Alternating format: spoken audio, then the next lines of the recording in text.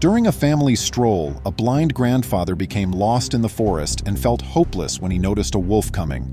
You'll be astonished, though, at what the beast did to him when it spotted him. Welcome to USA Stories channel.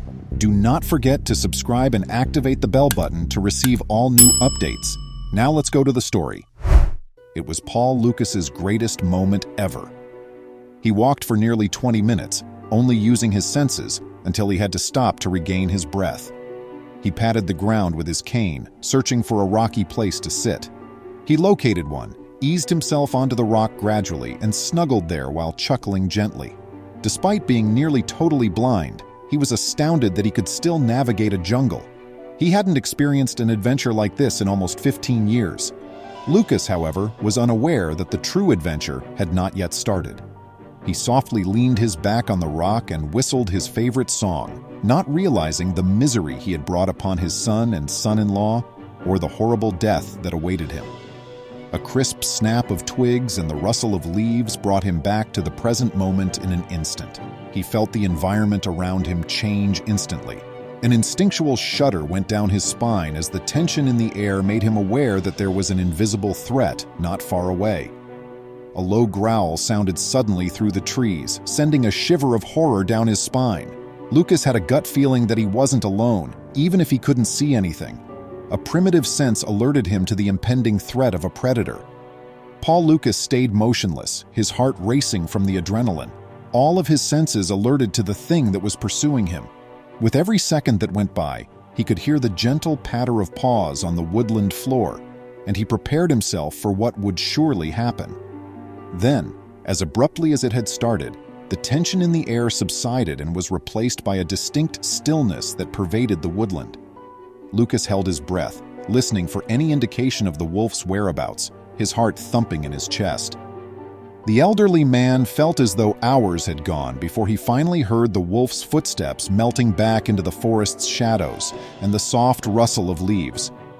Lucas let out a breath of relief, gently took up his cane, and turned away from the spot where the wolf had vanished. An increasing uneasiness gnawed at the corners of his mind as he walked more into the bush. The familiar scene felt unsettlingly strange as the shadows seemed to stretch out. He was so engrossed in his thoughts and his fervent prayers for a miracle that he failed to see that he was tripping over an overgrown root and fell. He tried to shift his body and sit up, wincing in agony, but he was grateful that he had not broken any ribs. Lucas felt a chill go down his spine as he heard a quiet growl that suddenly brought back memories. He realized he had unintentionally come across the wolf again and stopped in place, his pulse thumping with panic. The old guy struggled for his cane with shaky hands, his heart pounding in anticipation of the confrontation. His senses sharpened to the maximum, the air crackling with tension as he faced the predator. Lucas found himself trapped in a primordial dance of survival at that brief instant. Every instinct told him to go, but he was aware that a quick movement may arouse the wolf's wrath, so he just stood there, hoping against hope that the thing would grow bored and disappear back into the darkness. Oliver and Sam were gathering wood in a clearing, and he should never have ventured there. His thoughts turned to his family and the final joyful moments he had spent with them as he awaited what he believed to be his last breath. That was supposed to have been a happy camping vacation. His doctor had told him just days prior that the experimental medication he had been taking to slow down his disease had not worked. He was nearly completely blind at this point, and there was no going back. He had made the decision to pack his bags and head off to the yearly camping retreat that he and his daughter attended every summer, in spite of his wife's disapproving remarks. They had a long-standing custom, and he wasn't going to disrupt it because one of his 5 senses wasn't working. After all, he still had 4 more to go, and he knew that spending time with his loved ones would help ease the anguish and sorrow he was experiencing. Lucas and his spouse hopped into their daughter's vehicle and followed her to Oliver's residence. They hadn't informed him they were following behind, and Lucas sensed his kid was ecstatic to see him. Despite a little amount of fear, he made an effort to hide. The rest of his family felt the same way, particularly little Lucas, who always looked forward to seeing the guy with whom he shared a name. After packing the vehicle with everything they needed, they left for the Nord campsite. After almost 2 hours and 150 kilometers of driving, The van lurched and a frightening grinding sound could be heard throughout the vehicle. The engine stuttered to a halt and a startled Oliver hurriedly pulled over to the side of the road. Nord was only a few kilometers distant from them. There was little more than thick evergreen trees all around them. Oliver and Sam, his brother-in-law, made vain attempts to diagnose the van's problem. Grandpa Lucas was able to divert little Lucas's attention with amusing anecdotes from his past. Oliver and Sam were nevertheless forced to make an assistance request, but by tomorrow afternoon, the tow vehicle would not be able to get to them. Oliver's mother proposed that they set up camp in the bush and wait for assistance. Oliver was the only one who didn't leap at the notion. He couldn't bear the idea of his family suffering because he had heard that wolves may be prowling the neighborhood. To prevent frightening them all, he didn't express his worries, so he followed their lead. After emptying the vehicle, they made camp a short distance from the highway, deep in the bush. The woodland was not too dense, and based on a few stray objects that were lying around, it appeared like someone had been there not too long ago. Before it grew dark, Oliver and Sam offered to walk a bit farther into the forest and get wood for the fire. In order to experience nature, his father asked to accompany them.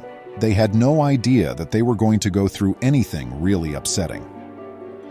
The three of them made their way through the tall trees as they entered the woodland, their footsteps crunching softly on the layer of dried leaves and twigs that had fallen.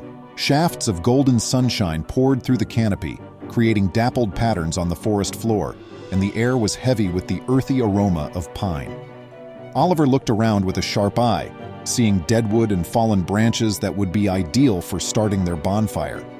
He and his brother-in-law collected armfuls of dried branches and broke them into little pieces together. Oliver's father marveled at the peaceful beauty of their surroundings while they worked, taking in the sounds and scents of the woodland.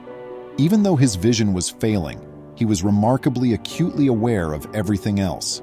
He enjoyed being able to spend time in the great outdoors, taking in the clear mountain air and the bird song that reverberated through the foliage.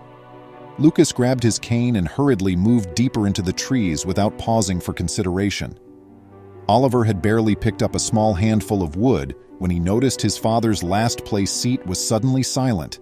He turned to face the location, worried by this strange silence, but it was empty. He cried out to Sam, startled. They didn't hesitate to start calling out Grandpa Lucas's name, their voices resonating through the trees as they looked about for any indication of movement.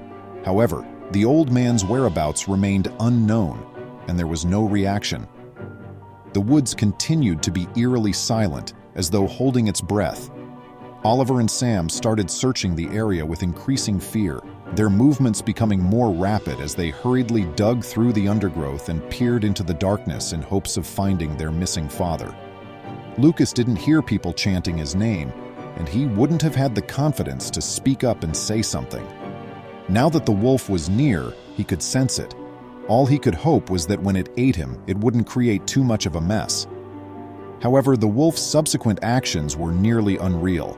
Rather of charging in, it moved gently toward the elderly guy after spotting something unusual about him with its sharp instincts. It nudged at Lucas's cane, pulling at it softly as though beckoning him to stand and follow. The wolf's antics astonished Lucas at first, but he slowly stood up on quivering legs and allowed himself to be led, feeling both curious and scared. The wolf led him through the maze-like woodland with each pull on the cane. Its motions were unexpectedly slow and careful. Paul Lucas followed, his other senses sharpened as he depended on the wolf's acute vision to navigate the wilderness, trusting in its instinctive direction. He sensed a connection with the wolf even though he was blind. It was as though they had an unsaid understanding based on trust and need. He moved cautiously and gently, feeling the woodland floor with the tips of his feet before moving forward, the cane firmly in the wolf's jaws. Despite his fear of falling and suffering severe injuries, the wolf appeared to recognize that the elderly guy was blind and utilized its coat to guide his unsteady legs in the direction of safety. With a wolf that led the way with a tenacity that defied its wild character, they cautiously made their way further into the forest. The unexpected bond that had developed between them, bridging the gaps between species and perception, made Paul Lucas's heart burst with appreciation. His wonder quickly overcame his trepidation, and he nearly burst out laughing. He pondered how an outsider might perceive the scene, a wolf leading a blind man into the wilderness. Oliver and Sam had absolutely no intention of laughing at that particular moment. Even if his family would have thought it was funny, Paul Lucas was no longer with them. How did that happen? They asked one another again. He was a cane-wielding blind man with unsteady legs who should have been simple to follow, and yet there was no trace of him anywhere, and it was getting close to nightfall. Oliver and Sam headed back to the family slowly and bitterly, dejected after spending hours looking for answers in the deep forest. They gathered the rest of the family and conveyed the terrible news, exhausted and dejected. A sense of hopelessness was the only thing keeping them from acting on their sense of powerlessness as they sat close together. They were stuck in a hopeless limbo, their vehicle still broken down and no way out of the jungle to get help. They clustered around their cell phone, which had spotty coverage, and made a concerted attempt to call for aid. They dialed numbers and texted into the blank, hoping that someone would answer and provide them with the much-needed assistance. However, as time went on, their dread of losing Lucas permanently increased due to the forest's solitude, but they didn't have to worry. The old man and the wolf finally emerged from the thick undergrowth into the open where the camp was tucked in between the trees, after what seemed like a lifetime. The wolf let go of the cane and crept back into the forest as soon as he noticed the humans gathered around the fire. Lucas turned to wave to the beast, gave the blind guy one more glance, then spun around and said, "I'm back." Oliver was embraced by his family as they rushed to embrace him when they shot to their feet. They were overcome with conflicting feelings, concerned about the wolf's presence so near to the campground, perplexed by what they had just seen, and overall giddy from the adrenaline rush. They were incredibly pleased to find him safe and well, Oliver questioned, unable to form a coherent phrase. How? Still, Lucas got the picture, retorting, "The wolf gave me a ride." With hearts full of appreciation, his family marveled at the unexpected help they had gotten as they saw the magnificent monster vanish into the darkness. They also felt a great sense of relief. Though they were prepared for an adventure, what they just witnessed was truly miraculous and something they will never forget. What an unexpected story.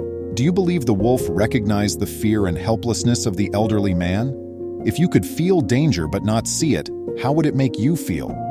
Leave a comment below to let us know. I appreciate your time and I hope to see you in the future video.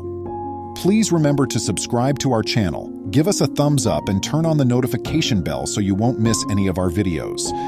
If you enjoyed the tale, the next video that plays on your screen will probably move you too.